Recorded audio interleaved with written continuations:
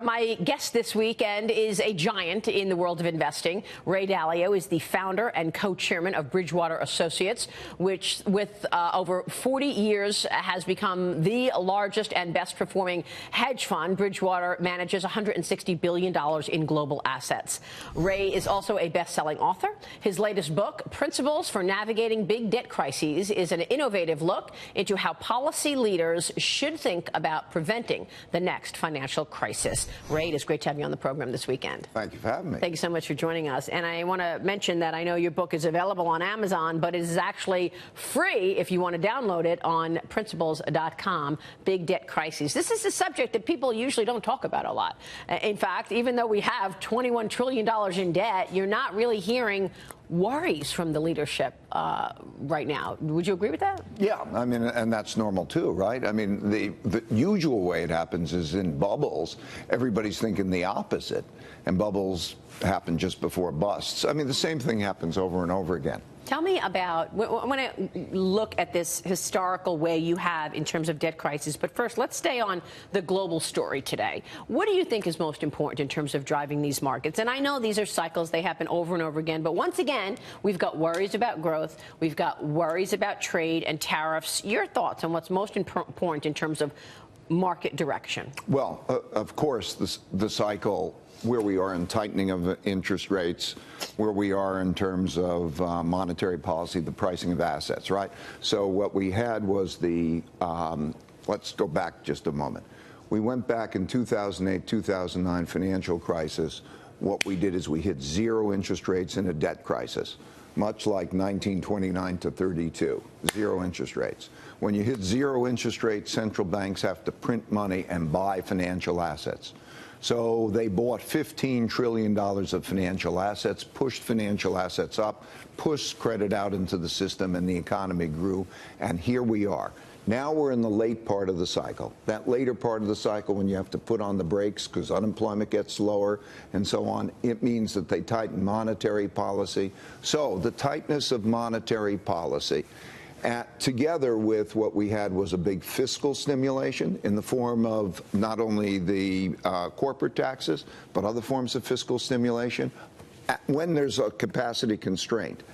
And so that had the effect. Now, so when we look at what matters, monetary policy matters. Where we are in the economic cycle matters. Geopolitics matters. In other words, populism matters. The left and the right. Populism has more conflict internally and more conflict externally. What also matters is the emergence of China as a competitor on the world scene, because that changes the nature.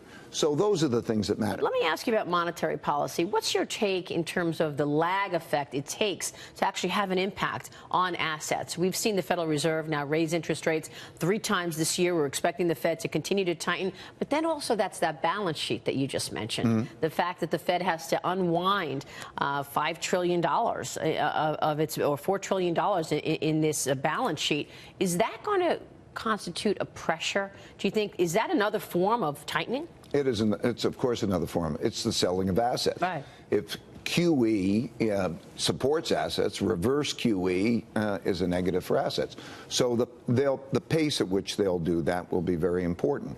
I personally don't believe that they can do much more of the tightening, because they've raised the short-term interest rates up to equal the same as long-term interest rates all along the curve. So basically, you can get 3% anywhere in the curve, and you can put your money in cash and not worry about price movements and get 3%.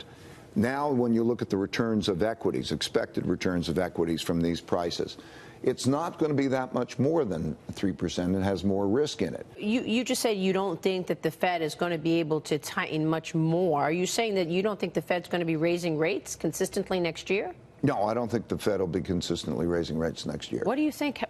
I think that what's in the curve, I think if they continue to raise rates faster than is built into the curve, that will affect all asset prices, because all asset prices have that one interest rate. You know, an asset is the purchase.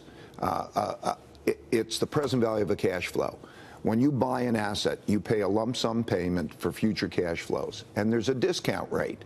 That interest rate affects all assets. So stocks compete with bonds, compete with cash, which competes with real estate and private equity. And all of those.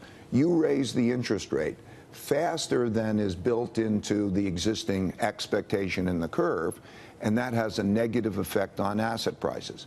That negative effect on asset prices also tightens credit. It means then it puts the brakes on the economy. And now we have a delicate situation. We're going to go into the next presidential election. That's why there's a delicate situation with monetary policy being there. And we have then, as a backdrop to that, we have a delicate political situation because of the populism.